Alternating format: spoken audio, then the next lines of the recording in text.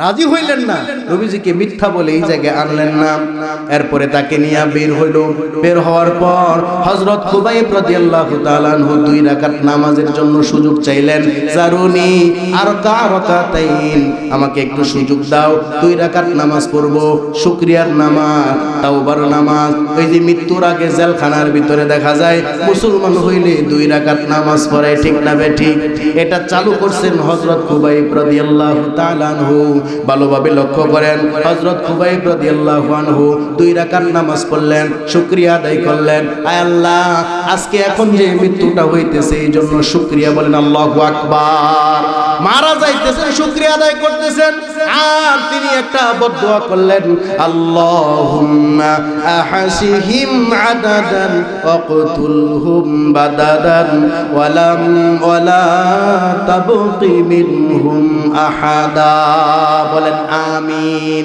হে আল্লাহ, আমাকে এবং আমার সাথীদেরকে যারা এই বিপদের ভিতরে ফালাইছে, চক্রান্তের ভিতরে যে কাফের বেঈমানরা ছিল, সবাইকে আপনি গুনে গুনে রাখেন। ওয়াকতুলহুম বাদাদান, আলাদা আলাদা ভাবে কুকুরের মতো শুকুরের মতো এদেরকে আপনি মৃত্যু দেন। ওয়ালা তাবকি মিনহুম আহাদা, এদের একটাকেও আপনি ছাড়বেন না। শেষমেশ তিনি এই বদদুয়াটা করলেন। বদদুয়া করার পরে তারা 2টা হাতকে, হযরত খুবাইব রাদিয়াল্লাহু তাআলা আনহুর 2টা হাতে 2 দিকে কাটের সঙ্গে পেরেক মারছে। বলেন নাউজুবিল্লাহ। 2 দিকে পায়ের উপরে পেরেক মারছে। পায়ের যে তালু নিয়া, একেবারে পায়ের গোসাপ তালু নিয়া পেরেক মারার পরেও হযরত খুবাইবের কাছে অপশন ছিল, ও খুবাইব, এখনো বাঁচার উপায় আছে, মিথ্যা পত্র লেখো আর মদিনা থেকে নবী মুহাম্মদুর রাসূলুল্লাহকে এই জায়গায় এনে ধরিয়ে দাও, আমি তোমাদেরকে মুক্তি দিয়ে দিব, তোমাকে মুক্তি দিয়ে দিব। হযরত খুবাইব রাদিয়াল্লাহু হইলেন না। হযরত খুবাইব রাদিয়াল্লাহু তাআলা আনহু তখন তিনি চিৎকার করে করে বলতেছিলেন একটা কবিতা, ওয়ালাস্তু উবালি হিনা উকতালু মুসলিমান, ওয়ালাস্তু উবালি হিনা উকতালু মুসলিমান, আলা আই শিত্তিন কানা লিল্লাহি মাশরাঈ, وذلك في ذات الإله وإن يشاء يبارك على أوصال شلب মুমাজ্জাঈ। পড়েন আল্লাহু আকবার। কবিতার সংক্ষিপ্ত মর্ম হলো, হযরত খুবাইব বলতেছেন, আমি যে আজকে মারা যাইতেছি, আমাকে যে শহীদ করা হইতেছে, এটা নিয়ে আমার কোনো টেনশন নাই, অভিযোগ নাই। কারণ আল্লাহ রব্বুল আলামিন যেহেতু আমাকে মুসলমান অবস্থায় মরার তৌফিক দিয়েছেন, এই জন্য আল্লাহর কাছে কোনো অভিযোগ নাই, আল্লাহর কাছে কোনো অভিযোগ নাই। লাস্তু উবালি, আমি কোনো অভিযোগ দেই না, বরং আমি মুসলমান হয়ে মারা যাইতেছি, এটাই আমার সার্থকতা। বিশ্বনবী ধর্ম যখন চতুর্দিকে ছড়িয়ে যাইতেছে, কাফের বেঈমানরা কোনোভাবেই নবীকে মক্কায় থাকতে দিল না। মদিনায় আসলেন। মদিনায় আসার 2-3 বছর পরে তাদের একটা নতুন শয়তানি শুরু হয়েছে। কি শয়তানি? নবীকে ধোঁকা দিতে হবে। বলেন নাউজুবিল্লাহ। মক্কা থেকে একটা বিশাল দল আইসা মদিনায় নবী করিম সাল্লাল্লাহু আলাইহি ওয়াসাল্লামের কাছে আবদার করলেন, ইয়া রাসূলুল্লাহ, আমরা অনেক মানুষ মুসলমান হয়েছি, আমরা অনেক নও মুসলিম আছি, আপনার ধর্ম গ্রহণ করছি, কিন্তু আমাদের ভিতরে শিক্ষক নাই, ধর্মের শিক্ষক নাই। আরসিল মা'ানা বা'যা আসহাবি, ইয়া রাসূলুল্লাহ, আমাদের সঙ্গে কয়েকজন সাহাবী পাঠান, যারা আমাদেরকে দ্বীনের জ্ঞান শিক্ষা দিবে, আপনার ধর্ম শিক্ষা দিবে। চাইছে শিক্ষক, মতলব খারাপ। নবী করিম সাল্লাল্লাহু আলাইহি ওয়াসাল্লাম কথাটা বুঝতে পারেন নাই, তাদের মতলবটা বুঝতে পারেন নাই। পাঠায়া দিলেন প্রথমে 7 জন, এরপরে আরো 3 জন, 10 জনকে পাঠায়া দিলেন। সহিহ বুখারীর 3045 নং হাদিস বলতেছি, হাদিস শুধু গল্প নয়, ইতিহাস নয়, বরং হাদিস বলতেছি। নবীজি পাঠায়া দিলেন 10 জনকে, 10 জন শিক্ষক হিসাবে মক্কায় শিক্ষকতা করবে। মদিনার থেকে পাঠাইলেন। তারা যখন হাদ একটা অঞ্চল আছে, এই অঞ্চলে গেল। হাদ একটা অঞ্চল আছে, পাহাড়ি অঞ্চল, এই জায়গায় তারা গেলেন। এই 10 জন নবীর শিক্ষক কথা বুঝতেছেন? হাদিসটা শেষ করব। আছেন তো? আছেন? লিল্লাহি তাকবীর। দ্বীন ইসলাম, দ্বীন ইসলাম। আসলে দ্বীন ইসলামী কায়েম হবে, দাড়িপাল্লা কায়েম হবে, ঠিক না বেটে? ইসলামী কায়েম হবে। আমার ভাই জানেরা, সারা দেশের ভিতরে একটা গুঞ্জন শুরু হয়ে গেছে যে জামাত ক্ষমতায় যাবে, দাড়িপাল্লা ক্ষমতায় যাবে, ইসলামী আন্দোলন ক্ষমতায় যাবে, রিকশা মার্কা ক্ষমতায় যাবে। বলেন ইনশাআল্লাহ। আপনারা আছেন? ভোটটা দিয়ে ইনশাআল্লাহ। তা আমার ভাইজানেরা 10 জন রওনা হইছে। তারা হাদাত একটা অঞ্চল আছে, এই জায়গায় গিয়া নাস্তা করতেছে, খেজুর খাইতেছে। মদিনার খেজুর এটা আলাদা, মক্কার খেজুর আলাদা। মদিনার খেজুর এটার গুণই আলাদা। এই পৃথিবীতে যত খেজুর আছে মদিনার চেয়ে স্বাদের কোনো খেজুর নাই, কারণ সেখানে আছেন কামনিওয়ালা নবী মুহাম্মদ সাল্লাল্লাহু। নবীর বরকতে মদিনার জিনিসের স্বাদ বেশি। 10 জন গিয়া হাদাত একটা অঞ্চলের ভিতরে নাস্তা করলেন। নাস্তা করে এখান থেকে বের হবেন, পাহাড়ি অঞ্চল। হঠাৎ দেখে 200 তীরন্দাজ বাহিনী তীর নিয়া তীর চালাইতে পারদর্শী। এই ধরনের 200 মানুষ তাদেরকে চতুর্দিক থেকে ঘেরাও করে ফেলছে। বলেন নাউজুবিল্লাহ। নবীর কাছে চাইছে শিক্ষক, নবীজি দিয়েছেন দ্বীনের শিক্ষক হিসাবে 10 জনকে আইনা তারা এই পাহাড়ি অঞ্চলের ভিতরে আবদ্ধ করছে, আটকাইছে। শুধু তাই নয়, চতুর্দিক থেকে তীর মারা আরম্ভ করে দিয়েছে। বলেন নাউজুবিল্লাহ। হযরত আসিম ইবনে সাবের এই দলের ছিলেন লিডার, সেনাপতি ছিলেন। তার কাছে প্রথমে আবদার রাখা হয়েছে, আসেন তুমি তোমার দলবল সহ আমাদের কাছে আত্মসমর্পণ করো, তোমাদের কোনো ক্ষতি আমরা করব না, সহজে তোমাদেরকে এখান থেকে আমরা মদিনায় ফিরিয়ে দিব। হযরত আসিম বললেন, না, তোমরা তো এখনই প্রতারণা করেছো, বিশ্বাসঘাতকতা করেছো, আমাদেরকে শিক্ষক হিসাবে আনছো, আর এখনো পর্যন্ত তোমাদের অঞ্চলে যেতে পারি নাই, এর আগেই তোমরা তীর নিয়ে আমাদের উপর আঘাত শুরু করছো। তাহলে তো বোঝা গেল তোমাদের কথা যদি আমরা মানি তোমরা আমাদেরকে বাঁচায় রাখবা না। কথাটা সত্য না মিথ্যা বলেন? আনছে শিক্ষক হিসাবে, এই জায়গায় আইনা আটকায়া তীরের হামলা শুরু করে দিচ্ছে। দলের সেনাপতি যিনি নবী বানাইছেন হযরত আসিম ইবনে সাবিত রাদিয়াল্লাহু তাআলা, উনি বললেন, আমি কথা মানি না। 10 জন হই, 200-র বিরুদ্ধে আমরা তীর চালাইতেই থাকবো, যুদ্ধ করতেই থাকবো, এরপরে আমরা শহীদ হয়ে যাব, তাও কাফের বেঈমানের কথা মানব না। বলেন মারহাবা। হযরত আসিম, আরেকজন হলেন হযরত খুবাইব। এই 2 জন সাহাবী ভালোভাবে লক্ষ্য করেন, 10 জনের ভিতরে এই 2 জনের নাম বিশেষভাবে উল্লেখযোগ্য। এই 2 জন, একজনের নাম হলো হযরত আসিম, আর একজনের নাম হলো খুবাইব। এই 2 জন কিছুদিন আগে বদরের যুদ্ধে 2 জন বড় বড় কাফেরের কল্লা উড়াইছিলেন।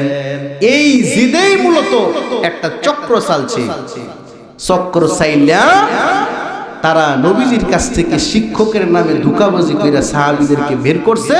10 জনের ভিতরে বিশেষভাবে খুবাইব এবং আসিমকে তারা চাইছে যে এই 2 জন যেহেতু মক্কার বড় বড় 2 লিডাররে মারছে, একজনের নাম হলো হারেস, হারেসের ছেলেমেয়েরা সবাই মিলে পন্ডিয়াল একেবারে নাইমে উঠছে যে আমাদের আব্বারে যারা খুন করছে, যেই খুবাইবে খুন করছে তারে দেখার আছে, কে আয়না দিতে পারবা?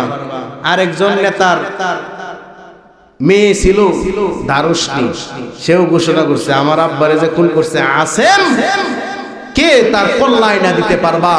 আমি যদি তার একমাত্র সৎ মেয়ে হয়ে থাকি তাহলে আমি তার এই কল্লাটার ভিতর থেকে তার যে খুলি আছে এগুলো সরাবো, আর ওইটার একটা আচ্ছি বানাবো, ওইটার একটা পাত্র বানায় ওই জায়গায় মদ রাখা আমি মদ খাবো। বলেন নাউজুবিল্লাহ। এইভাবে ঘোষণা হয়ে গেছে। হযরত আসিম রাদিয়াল্লাহু তাআলা আনহু তাদের টার্গেট, হযরত খুবাইব হলো তাদের দ্বিতীয় টার্গেট। হযরত আসিম হলেন দলের দলপতি, সেনাপ্রধান। তিনি বললেন, না, তোমাদের কথা আমরা মানতে পারি না, কারণ বিশ্বাসঘাতকতা তো করেই ফেলছো। এই জায়গায় আমাদেরকে তোমরা নিরাপদে নিয়ে যাইবা, সেই জায়গায় যাওয়ার আগে তোমরা আমাদের কাছে বিশ্বাসঘাতকতা করছো, ধরা পড়ে গেছে, অতএব আমরা নামবো না, পাহাড় থেকে যুদ্ধ করব। কিছু সময় যুদ্ধ করলো 200 জনের সাথে, আর কেমনে পারবে? 7 জন শহীদ হয়ে গেল। বলেন আলহামদুলিল্লাহ। 7 জন শাহাদাত বরণ করার পর 3 জন বাকি রইলেন। একজনের নাম হলো হযরত খুবাইব রাদিয়াল্লাহু তাআলা আনহু, তাদের টার্গেট, 2 নম্বরের টার্গেট। আরেকজনের নাম হলো যায়েদ ইবনে দাসিনা রাদিয়াল্লাহু আনহু। আরেকজনের নাম বিভিন্ন riwayate বিভিন্ন রকম আছে, তাই বললাম না 3 জনকে তারা ধরে নিয়ে গেল। তাদের টার্গেট ছিল 2 জন। একজন হলো আসেম, তারে তো আগেই শহীদ করে দিয়েছে ওই জায়গার ভিতরে, তাই তারা এখানে তাকে শহীদ করে চলে গেছে। খুবাইবকে বন্দী করে নিয়ে গেছে। হারেস নামের একজন কাফেরকে মারছিল, হারেসের ছেলেদের কাছে বিক্রি করে দিয়েছে, চড়া দামে বিক্রি করে দিয়েছে হযরত খুবাইবকে। হারেসের যে মেয়েরা আছে, ছেলেরা আছে, সবাই তাকে চড়া দামে নিয়ে বন্দী করছে। বন্দী কইরা খানা পিনা একেবারে বন্ধ করে দিচ্ছে। চতুর্দিক থেকে মক্কার কাফেররা সময়ে সময়ে আসা আরম্ভ করছে। কি হয়েছে? হারেসের ছেলেরা যেমন কসম করেছিল, কাফের আর কি কাফের, হারেসের ছেলেরা যেমন কসম করেছিল আমাদের আব্বার হত্যাকারীদেরকে আমরা দেখে দেব, সত্যি সত্যি নাকি তারা তার বাপের খুনিকে নিয়ে আসছে। তাই দেখার জন্য, হযরত খুবাইবকে দেখার জন্য দলে দলে লোকগুলো আসতো। তারা হাতে মিষ্টি নিয়ে আসতো না। হযরত খুবাইব শিকলের ভিতরে বাঁধা হয়েছে। হযরত খুবাইব রাদিয়াল্লাহু তাআলা আনহুকে অন্ধকার কুঠুরে আয়না ঘরের ভিতরে রাখছে। খাবারেরও ব্যবস্থা নাই, খাবারের কোনো ব্যবস্থা নাই, পানিরও কোনো ব্যবস্থা নাই। পরবর্তী সময়ে হারেসের একটা মেয়ে আছে যায়নব, সে মুসলমান হয়েছিল। পরবর্তী সময়ে সে বলে, আমার ভাইয়েরা খুবাইবকে এনে যে কষ্ট দিয়েছে তার বর্ণনা শোনো, বর্ণনা শোনো। হযরত খুবাইব 1.5 থেকে 2 মাস পর্যন্ত বন্ধ কুঠিরের ভিতরে ছিল। আল্লাহর কসম করে বলি, আমার ভাইয়েরা 1 ফোঁটা পানি পর্যন্ত খুবাইবরে দেয় নাই। সুবহানাল্লাহ। তো খুবাইব খাইলো কোথেকে? ওই মেয়ে, তার ভাইয়েরা শত্রু, হযরত খুবাইবের ওই মেয়েটাও শত্রু, কিন্তু পরবর্তীতে মুসলমান হয়েছিলেন। এই জন্য তিনি বর্ণনা করে বলেন, শোনো, হযরত খুবাইব রাদিয়াল্লাহু তাআলা আনহুকে আমি উকি মেরে দেখতাম, দরজা বন্ধ থাকতো। ইত্তালাতু আলা খুবাইবিন, আমি হযরত খুবাইব রাদিয়াল্লাহু তাআলা আনহুকে উকি মেরে দেখতাম সে কিভাবে বেঁচে আছে না মরে গেছে। 2 মাস হয়ে গেল। ঘটনাটা কি? আমি লক্ষ্য করে দেখি হযরত খুবাইব রাদিয়াল্লাহু তাআলা আনহুর হাতে জান্নাতি আঙ্গুরের সরা। বলেন আল্লাহু আকবার। ওয়াল্লাহি লাকাদ ওয়াজাদতুহু ইয়াকুলু মিন কিতফি ইনাবিন ফি ইয়াদিহি। ওই যে হারেসের যে মেয়ে আছে, পরবর্তীতে মুসলমান হয়েছিল, তার বর্ণনা শুনেন। সে বলে, এতদিন হয়ে গেল আমার ভাইয়েরা পানি পর্যন্ত দেয় না। খুবাইব বেঁচে আছে না মারা গেছে দেখার জন্য আমি উকি মারতাম। আমি দেখতাম হযরত খুবাইব সুখে আছে, শুধু তাই নয়, আঙ্গুরের ওই সরা থেকে সিরে সিরে খাইতেছে। বলেন আল্লাহু আকবার। কে খাওয়ায়? জেলখানার ভিতরে বন্দী তার ভাইয়েরা খাবার দাবার বন্ধ করে দিয়েছে। 1.5 থেকে 2 মাস পর্যন্ত এই সাহাবীকে বাঁচায় রাখছেন কে? বলেন আল্লাহ পাক।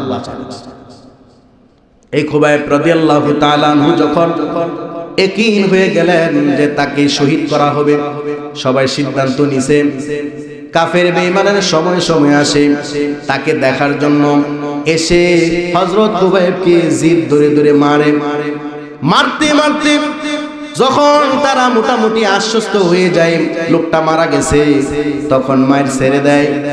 রক্ত পড়তে পড়তে যখন খুবাইব ক্লান্ত হয়ে বেহুশ হয়ে যাইত, তখন হযরত খুবাইব রাদিয়াল্লাহু তাআলা আনহুকে ওই অবস্থায় রেখে তারা চলে যেত। কতটা কঠিন! এই মুহূর্তে হযরত খুবাইব রাদিয়াল্লাহু তাআলা আনহু কি চাইলেন শুনেন, ওই মেয়ের পক্ষ থেকে শুনেন। ওই মেয়েটা তখন কাফের ছিল, হারেসের মেয়ে, যার প্রতিশোধ নেওয়ার জন্য তার ছেলেরা আবদ্ধ করছে, চড়া দামে কিনে নিছে। তারই একটা বোন আছে, মানে ওই শত্রু দলের একটা বোন আছে, বোন তার বর্ণনা শুনেন। সে বলে খুবাইব যখন এতিম হয়ে গেল, খুবাইবের যখন মনে হইল যে আমাকে তারা শহীদ করেই দিবে, ওয়ালাম্মা জাতামাউ আলা আইয়াকতুলু খুবাইবান ইস্তাআরা মিনহা মূসা, ইস্তাআরা মিনহা মূসা ইস্তাহিদ্দু বিহা। হযরত খুবাইব যখন ইয়াকিন হয়ে গেলেন আমাকে তারা মেরে ফেলবে, শহীদ করে ফেলবে, তখন তিনি লক্ষ্য করে দেখেন মানুষগুলো তো ভালো উদ্দেশ্যে আসে না, যেই আসে আমাকে মারতে আসে। লক্ষ্য করে দেখলেন একটা মেয়েকে দেখা যায়, তার চেহারার দিকে তাকালে বোঝা যায় এই লোকটার ভিতরে নূর আছে, তিনি তো সাহাবী। এই জন্য এই মেয়েটার কাছে শেষমেশ তিনি চাইলেন মূসা একটা খুর চাইলেন, মৃত্যু সজ্জায় শায়িত একটা খুর চাইছেন। শেষ আশা কি? খুর। খুর কেন চাইলেন? ইস্তাহিদ্দু বিহা। মুসলমান কান খাড়া করে শোনো, নবীজির বিভিন্ন সুন্নত আছে, কিছু সুন্নত আছে যেগুলো ব্লেড দিয়ে বা খুর দিয়ে আদায় করতে হয়, ঠিক না বেটে? নবীর সুন্নত আছে না? নবীর এই ধরনের সুন্নতগুলো আমরা পালন করি না। এই যে মুজগুলো কাটার দরকার আছে না নাই? একেবারে এই মুজগুলো কাটার জন্য একটা তরিকা নবীজি দিয়েছেন, এগুলো একেবারে ঠোঁটের সঙ্গে মিশিয়ে কাটতে হয়। আম্মা জান আয়েশা রাদিয়াল্লাহু তাআলা, মাত্র 5 মিনিটের ভিতরে হাদিস, আম্মা জান আয়েশা রাদিয়াল্লাহু তাআলা আনহা বলেছেন নবী করিম সাল্লাল্লাহু আলাইহি ওয়াসাল্লাম ইরশাদ করেছেন, আশারুল মিনাল ফিতরাতি, মুসলমানের কর্ম, স্বভাবগত কর্ম, ধর্মীয় কর্ম হলো 10টা। হিন্দু, তার মাথার ভিতরে সিঁদুর আছে, হাতের ভিতরে দেখবেন তারা তাগা পরে, দেখলেই বোঝা যায় যে এটা হিন্দু, ঠিক না বেঠিক? ঠিক না বেঠিক? মুসলমানদের 10টা কাজ আছে, এই 10টা কাজ যদি মুসলমানরা পালন করে তাহলে দেখেই বোঝা যাবে এই লোকটা মুসলমান, ঠিক না বেঠিক? বলেন। এই ধরনের 10টা আমলের কথা নবীজি বলছেন, আশারুম মিনাল ফিতরাতি, 10টা কাজ হলো ফিতরতি, মানে ইসলামের কাজ। ইসলামের সব সময় মুসলমানরা করবে কাজ হিসাবে, এগুলো যদি কেউ পালন করে তাকে দেখে বোঝা যাবে লোকটা মুসলমান। 1 নম্বর হলো কসুস শারেব, একেবারে এই মুজগুলো কাটতে হবে ঠোঁটের সঙ্গে মিশায়া। 2 নম্বর ওয়াইফাউল লিহিয়াতি, অন্তত 1 মুষ্টি পরিমাণ ওয়াজিব দাড়ি রাখতে হবে, শুনতেছেন? 3 নম্বর ওয়াসওয়াক, মিসওয়াক করতে হবে। নবীজি বলেন মৃত্যুর শেষ আমল আমি করে গেলাম মিসওয়াক, এটা পালন করবা। সবথেকে বড় ফজিলত হলো আল্লাহ রাব্বুল আলামিন তোমার মৃত্যুর সময় ঈমান নসিব করবেন, বলেন সুবহানাল্লাহ। 4 নম্বর হলো মাজমাজা, আপনি মিসওয়াক করলেন আর ব্রাশ করলেন এটাই চলবে না, বরং আপনার কুলি করতে হবে, মুখ পরিষ্কার করতে হবে। 5 নম্বরে হলো ইস্তিনশাকুল মা, নাকগুলো পরিষ্কার করতে হবে।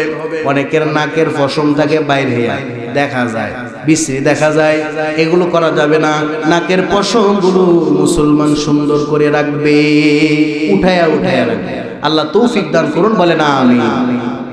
6 নম্বর ওয়াকসুল আজফার, 6 নম্বরে হলো মুসলমানের নখগুলো কাটবে।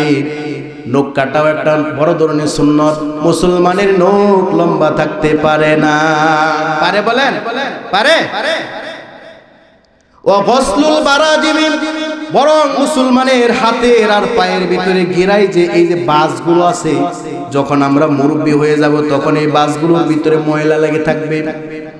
নবীজির সুন্নত হইল এই যে বাসগুলো যে আছে, গসলুল বারাজিম, হাত পায়ের যে গিরাগুলো আছে, এই গিরাগুলোর যে বাসগুলো আছে সেগুলো সুন্দরভাবে মুসলমান ধুয়ে রাখবে।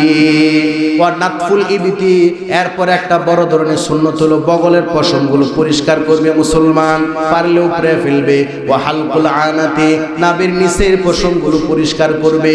এগুলো এখন মুসলমান করে না, গাদ্দার বেঈমানদের ধর্ম মানে, তাদের লেবাস পোশাক মানে, লেলিনদের আদর্শ মানে, ইসলামের আদর্শ মানে না, আছে না নাই? দেখবেন বড় ধরনের হাজী সাহেব হয়ে গেছে কিন্তু বগলের পশম এত লম্বা লম্বা, আছে না নাই? এটার জন্য একটা সময় নির্ধারণ আছে, সময় নির্ধারণ আছে না নাই? এটা নির্ধারণ আছে। আরে শুনেন, হাদিস শুনাই দিই, তিরমিজি শরীফের হাদিস। কত দিনের ভিতরে মুষ্টা কাটবেন, কত দিনের ভিতরে নখটা কাটবেন, আল্লাহর নবী থেকে বর্ণনা শুনেন।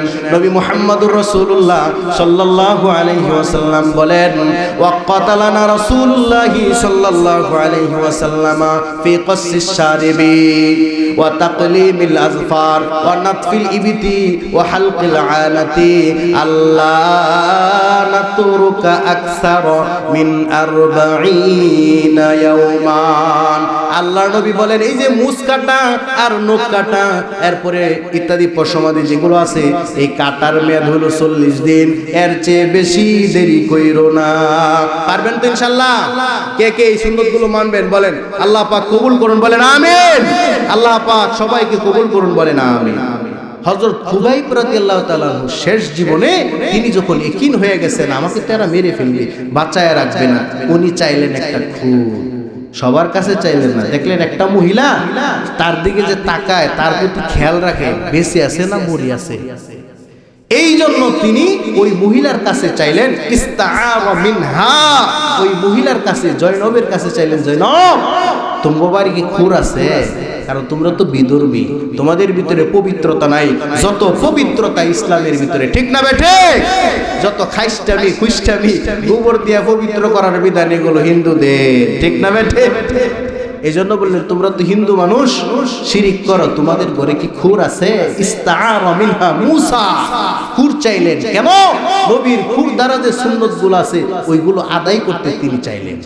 শেষ ইচ্ছা চাইলেন না যে একটু পানি আছে না, কারণ পানি খাওয়ান কে? হযরত খুবাইব রাদিয়াল্লাহু তাআলা 1.5 থেকে 2 মাস পর্যন্ত বন্দী ছিলেন। ওই মহিলা জয়নব বলে, খোদার কসম আমার ভাইয়েরা তারে এক ফোঁটা পানি পর্যন্ত দেয় নাই, বলে নাউজুবিল্লাহ। এখনো পর্যন্ত ইসলামের এই ধরনের জালিয়াতি, ইসলামের আলেমদেরকে বন্দী কইরা এভাবে পানি শূন্য রাখা, পানি থেকে দূরে রাখা, খাবার থেকে দূরে রাখার ইতিহাস বাংলাদেশে আছে না নাই? এই সব ইতিহাসগুলো শেষ হয়ে যাবে যদি ইসলাম ক্ষমতায় যায়, ঠিক না বেটা? আমার ভাইজানেরা, এবার আসুন হযরত খুবাইবকে মেরেই ফেলবে। হযরত খুবাইব রাদিয়াল্লাহু তাআলা আনহু খুরটা নিয়া খুরকর্ম শেষ করলেন, তাকে এবার বের করা হইল। অনেক লম্বা কাহিনী, আমি সংক্ষিপ্ত বলতেছি। তাকে বের করা হইল, এলান করে দেওয়া হয়েছে যে নবীজির প্রেমিক, নবীজির এক আশেক, নবীজির এক অনুসারীকে মারা হবে। ডাকডুল বাজায়া সারা পৃথিবী শুদ্ধা এলান করা হয়েছে, খবর দেওয়া হয়েছে 2 মাস ভরা হযরত খুবাইবকে মারা হবে। হযরত খুবাইব রাদিয়াল্লাহু তাআলা আনহু আতঙ্কিত হন নাই, ভয় পায় নাই। ওই সময় তার কাছে একটা প্রস্তাব রাখা হয়েছে, খুবাইব আমরা সিদ্ধান্ত নিয়েছি আগামীকাল তোমাকে মেরে ফেলবো। বলেন নাউজুবিল্লাহ। তোমার কাছে একটা অপশন আছে, তুমি যদি এটা মানতে পারো তাহলে তোমাকে মুক্ত করে দেওয়া হবে। হযরত খুবাইব রাদিয়াল্লাহু আনহু বললেন, অপশনটা কি? তুমি নবীজির গুপ্তচর হয়ে এই জায়গায় আসছো, নবীজি তোমাদেরকে পাঠাইছে 2টা উদ্দেশ্যে। এক হইলো এই জায়গাটা প্রথমে তদন্ত করবা, যদি দেখা যায় বাস্তবে এই জায়গাতে মুসলমান আছে, তোমাদের নবী বলে দিয়েছেন যেন তোমরা এই জায়গায় থেকে যাও। আর এখান থেকে একটা চিঠি পাঠাইবা নবীর কাছে যে হ্যাঁ মক্কা এখন ভালো আছে, নিরাপদ আছে, আপনি যদি চান তাহলে হজ করতে আসতে পারেন, এটা একটা মিথ্যা চিঠি লিখে দাও। বলেন নাউজুবিল্লাহ। কথাটা বুঝছেন? আবার বলি, খুবাইবের কাছে এই মুহূর্তে প্রস্তাব রাখা হয়েছে, নবী তো তোমাদেরকে পাঠাইছে 2 উদ্দেশ্য। এক হইল এই জায়গার প্রথমে তদন্ত করবা, তদন্তের পরে তোমরা যদি দেখো এই জায়গা তোমাদের জন্য নিরাপদ তাহলে তোমরা শিক্ষক হিসেবে থেকে যাইবা, আর একটা পত্র লিখে নবীজির কাছে খবর পাঠাইবা, নবীজি আমরা নিরাপদে আছি, আপনি চাইলে দলবল নিয়ে হজ করতে আসতে পারেন মক্কায়। এই একটা খবরের জন্য তোমাদেরকে নবীজি পাঠাইছে। অতএব তুমি এখন একটা মিথ্যা পত্র লেখো যে আমরা নবী 10 জন ভালো আছি। বলে নাউজুবিল্লাহ। কথাটা বুঝছেন? হযরত খুবাইব রাদিয়াল্লাহু তাআলা আনহু বললেন, এরপরে তোমরা কি করবা? ওই শত্রু সবাই বলল, এরপরে তোমার জায়গাতে আখিরি জামানার পয়গম্বরকে নিয়ে আসবো, আখিরি জামানার পয়গম্বরকে নিয়ে আসবো। ও খুবাইব, তোমাকে যেইভাবে বাঁধেছি এইভাবে নবীজিকে বাঁধবো, তোমাকে যেইভাবে খানা পিনা দেই নাই দূরে রাখছি ওইভাবে তোমাকে খানা পিনা থেকে দূরে রাখবো। বলেন নাউজুবিল্লাহ। হযরত খুবাইব এত কষ্টের পরেও এত কান্না করেন নাই, তিনি আবার কান্না আরম্ভ করে দিয়েছে, হাউমাউ করে কাঁদে আর চিৎকার করে বলতেছে, ওরে দুশমনের দল, আমি খুবাইব কেন আমার গোটা পরিবারকে এইভাবে শাস্তি যদি তোরা দিতি আর আমার কাছে প্রস্তাব দিতি গোটা পরিবারকে ছেড়ে দেওয়া হবে, সামান্য মুহূর্তের জন্য বিশ্ব নবীকে এই জায়গায় আমাদের মতো শাস্তি দিবি, তারপরও আমরা মানতাম না। সুবহানাল্লাহ, এটা কেমনে বললাম? আমরা তো এমন ইমানদার, আইয়াদাহুম বিরু ওয়াউলাইকা কাতাবা ফি কুলুবিহিমুল ঈমান। হযরত খুবাইব বললেন, তোমরা হয়তো জানো না এই জন্য বলতেছ, আমরা যারা নবীর সাহাবী তাদের ঈমানটা এত পাকা এত পুক্তা যে আল্লাহ রব্বুল আলামিন নিচে নিজ হাতে নিজের কলম দিয়া অন্তরের ভিতরে ঈমান লিখে দিয়েছে, নবীর মুহাব্বত ভালোবাসা লিখে দিয়েছে। এটা কখনো সম্ভব হবে না নবীকে মুহূর্তের জন্য এই জায়গায় রেখে আমাকে তোমরা মুক্তি করবে, এটা হতে পারে না, হতে পারে না। আমার গোটা পরিবার ধরেও যদি এই ধরনের দাবি করতা তারপরও আমরা এটা মানতাম না। সুবহানাল্লাহ, রাজি হইলেন না, নবীজিকে মিথ্যা বলে এই জায়গায় আনলেন না। এরপরে তাকে নিয়ে বের হইল। বের হওয়ার পর হযরত খুবাইব রাদিয়াল্লাহু তাআলা আনহু 2 রাকাত নামাজের জন্য সুযোগ চাইলেন।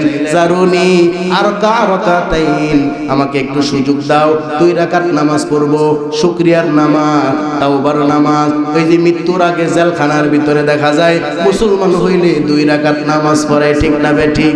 এটা চালু করছেন হযরত খুবাইব রাদিয়াল্লাহু তাআলা আনহু। ভালোভাবে লক্ষ্য করেন, হযরত খুবাইব রাদিয়াল্লাহু আনহু 2 রাকাত নামাজ পড়লেন, শুকরিয়া আদায় করলেন, আয় আল্লাহ আজকে এখন যে মৃত্যুটা হইতেছে এই জন্য শুকরিয়া, বলেন আল্লাহু আকবার। মারা যাইতেছেন শুকরিয়া আদায় করতেছেন, আর তিনি একটা বদদুয়া করলেন, আল্লাহুম্মা আহসিহিম আদাদান ওয়াকতুলহুম বাদাদান ওয়ালা তাবকি মিনহুম আহাদা। বলেন আমিন। হে আল্লাহ, আমাকে এবং আমার সাথীদেরকে যারা এই বিপদের ভিতরে ফালাইছে, চক্রান্তের ভিতরে যে কাফের বেঈমানরা ছিল সবাইকে আপনি গুনে গুনে রাখেন। ওয়াকতুলহুম বাদাদান, আলাদা আলাদা ভাবে কুকুরের মতো শুকুরের মতো এদেরকে আপনি মৃত্যু দেন। ওয়ালা তাবকি মিনহুম আহাদা, এদের একটাকেও আপনি ছাড়বেন না। শেষমেশ তিনি এই বদদুয়াটা করলেন। বদদুয়া করার পরে তারা 2টা হাতকে হযরত খুবাইব রাদিয়াল্লাহু তাআলা আনহুর 2টা হাতে 2 দিকে কাটের সঙ্গে পেরেক মারছে, বলেন নাউজুবিল্লাহ। 2 দিকে পায়ের উপরে পেরেক মারছে, পায়ের যে তালু নিয়া একেবারে পায়ের গোসা তালু নিয়া পেরেক মারার পরেও হযরত খুবাইবের কাছে অপশন ছিল, ও খুবাইব এখনো বাঁচার উপায় আছে, মিথ্যা পত্র লেখো আর মদিনা থেকে নবী মুহাম্মদুর রাসূলুল্লাহকে এই জায়গায় এনে ধরিয়ে দাও, আমি তোমাদেরকে মুক্তি দিয়ে দিব, তোমাকে মুক্তি দিয়ে দিব। হযরত খুবাইব রাদিল হইলেন না। হযরত খুবাইব রাদিয়াল্লাহু তাআলা আনহু তখন তিনি চিৎকার করে করে বলতেছিলেন একটা কবিতা, ওয়ালাস্তু বালি হিনা উকতালু মুসলিমান ওয়ালাস্তু বালি হিনা উকতালু মুসলিমান আলা আইশিন কানা লিল্লাহি মাশরঈ وذلك في ذات الإله وإن يشاء يبارك على أوصال شلب ممزعي. পড়েন আল্লাহু আকবার। কবিতার সংক্ষিপ্ত মর্ম হলো হযরত খুবাইব বলতেছেন, আমি যে আজকে মারা যাইতেছি, আমাকে যে শহীদ করা হইতেছে, এটা নিয়ে আমার কোনো টেনশন নাই, অভিযোগ নাই। কারণ আল্লাহ রব্বুল আলামিন যেহেতু আমাকে মুসলমান অবস্থায় মরার তৌফিক দিয়েছেন, এই জন্য আল্লাহর কাছে কোনো অভিযোগ নাই, আল্লাহর কাছে কোনো অভিযোগ নাই। লাস্তু উবালি, আমি কোনো অভিযোগ দেই না, বরং আমি মুসলমান হয়ে মারা যাইতেছি, এটাই আমার সার্থকতা, এটাই আমার সার্থকতা। এখন প্রশ্ন হলো, ও খুবাইব, মদিনার মতো পবিত্র জায়গায় তো মরলা না, মক্কার মতো পবিত্র জায়গায় তো মরলা না, কাফের মুশরিকদের বাড়িতে মরলা। হযরত খুবাইব বলেন, আলা আই সিদ্দিন কানা লিল্লাহি মাসরাই, যে কোনো জায়গাতে মৃত্যু হোক না কেন, মুসলমান হয়ে মরলে লাভ। ঠিক না বে ঠিক বলেন? হযরত খুবাইব বললেন, আমি যেহেতু মুসলমান হয়ে মারা যাইতেছি, এটা নিয়ে আমার কোনো টেনশন নাই, বরং আল্লাহ পাক যদি চান তাহলে আমার এই প্রত্যেকটা গোশতের টুকরার ভিতরে বরকত দিতে পারবেন। সুবহানাল্লাহ। ওইদিকে হযরত আসেম রাদিয়াল্লাহু তাআলা আনহু, উনি যে ওই যে পাহাড়ের ভিতরে হাদাত অঞ্চলের যে পাহাড় আছে, ওই পাহাড়ের ভিতরে ওনাকে যে মাইরা রাখে আসছে, এই দিক দিয়া মক্কার অনেক কাফেররা মিলা তার লাশটা খোঁজার জন্য বের হয়ে গেছে। বলেন নাউজুবিল্লাহ। কেন বের হইছে? যে মুসলমানকে জিন্দা অবস্থায় পাইলাম না, আমার বাবার খুনিকে জিন্দা অবস্থায় পাইলাম না, মৃত্যু অবস্থায় যদি তারে পাওয়া যায়, তার কল্লা টাইনা যদি তার মেয়ের কাছে দেওয়া যায়, তাহলে বোঝা যাবে যে আমরা 100 উঠ পাবো। আর আমাদের দ্বারা কাফের বেঈমান যারা আছে, কাফের বেঈমানদের পক্ষ থেকে মুসলমানকে অপমান করে একটা শিক্ষা দেওয়া হবে, যে যে দেখো আসেম আমাদের এক লিডারকে মারছিল, এই মারার কারণে তার লাশ থেকে আমরা কল্লা কাটতে আইনা এরপরে অপমান করছি। এই অপমান করার জন্য একদল বাহিনী মক্কা থেকে ওই হাদাত অঞ্চলের দিকে দৌড় দিছে, যে এক কাম তো ভুল করে আসছি। কি টার্গেট ছিল 2 জন, একজন আসেম আর একজন খুবাইব। খুবাইবরে তো মারলামই, এখন আসেম তো পইরা রইছে ওই পাহাড়ের এখানে, এই জন্য দৌড় দিছে, অপমান করবে। কাফের বেঈমানরা সবাই ঐক্য হয়ে গেছে, হযরত আসেম তারে টুকরা টুকরা কইরা তার বিভিন্ন অঙ্গ প্রত্যঙ্গ আইনা আমরা অপমান করব, ঝুলাইয়া রাখবো, যাতে কইরা ভবিষ্যতে কোনো লোক কাফেরদের বিরোধিতা না করে। বলেন নাউজুবিল্লাহ। হযরত আসেম রাদিয়াল্লাহু তাআলা আনহুর লাশকে আল্লাহ পাক হেফাজত করেছেন। হাজার হাজার মৌমাছিকে আল্লাহ দায়িত্ব দিয়েছেন, এই মৌমাছির দল কি করো, কাফের বেঈমানরা আসতেছে, হযরত আসেমের লাশ কাইটা তার কল্লা নিয়া তারা নাকি শিক্ষা দিব মুসলমানদেরকে। আল্লাহর দ্বীনের বিজয়ী হিসাবে যারা কাজ করতে চায়, আল্লাহর দ্বীনের বিজয়ের জন্য যারা কাজ করতে চায়, তাদেরকে চিরতরে শিক্ষা দিবে যে কাফের বেঈমানদের বিরোধিতা কইরো না। এই যে দেখো, যদি কাফের বেঈমানদের বিরোধিতা করো, তাহলে আসেমের যেমন কল্লা কাইটাই না লটকায় রাখছি, এইভাবে লটকায় রাখবো, এই শিক্ষা দিতে চায়। আল্লাহ পাক বলেন, এই মৌমাছির দল কোথায় আছো? সবাই হযরত আসেম রাদিয়াল্লাহু তাআলা আনহুর লাশের পাহারাদার হয়ে যাও। বলেন আল্লাহু আকবার। হযরত আসেম রাদিয়াল্লাহু তাআলা আনহুর লাশের পাহারাদার হয়ে গেল। আল্লাহ রাব্বুল আলামিনের পক্ষ থেকে এই মৌমাছির দল হযরত আসেম রাদিয়াল্লাহু তাআলা আনহুকে বাঁচাইলেন। এরপরে চতুর্দিক অন্ধকার হইল মৌমাছির কারণে, একেবারে মিসলু জুল্লাতি ছায়ার মতো মৌমাছিরা ঝাঁপায়া পড়লো। যারাই হযরত আসেম রাদিয়াল্লাহু তাআলা আনহুর লাশের কাছে আসতে চায়, তাদেরকে মৌমাছিরা ঝাঁপায়া ফুইরা কামড়ায়া দৌড়ায়া দেয়। বলেন আল্লাহু আকবার। এইভাবে আল্লাহ পাক রব্বুল আলামিন ইসলামের এই সৈনিকদেরকে বাঁচাইছেন। আমার বিষয়বস্তু ছিল শুধু মুহাব্বত দিয়ে পার হওয়া যাবে না, বরং নবীর অনুসরণ অনুকরণ করা লাগবে। ঠিক না বে ঠিক বলেন? যেভাবে খুবাইব রাদিয়াল্লাহু তাআলা মৃত্যুর সময়ও নবীর সুন্নাত পালনের জন্য পাগল পারা ছিল, তিনি চাইছেন খুর দেও একটা আমারে, কারণ নবীর খুরের সুন্নাত আছে, ওইগুলো পালন করব। কাফের বেঈমানরা বন্দী রাখছে, 2 মাস হয়ে গেছে, নখ কাটার সুযোগ পায় নাই, মুছ কাটার সুযোগ পায় নাই, বগলের পশম কাটার সুযোগ পায় নাই। এই সুন্নাতগুলো পালন করব, আমাকে তো তারা মেরেই ফেলবে। অতএব আমি নবীর সুন্নাত পালন করে আদর্শ উম্মত হয়ে মরতে চাই। আমরাও চাই। বলেন ইনশাআল্লাহ। আল্লাহ পাক রব্বুল আলামিন নবীর প্রকৃত আশিক হওয়ার তৌফিক দান করুন। সকলে বলেন আমিন। এখন দোয়া হয়ে যাবে নাকি? দোয়া হয়ে যাবে। তাই দোয়ার আগে যদি কেউ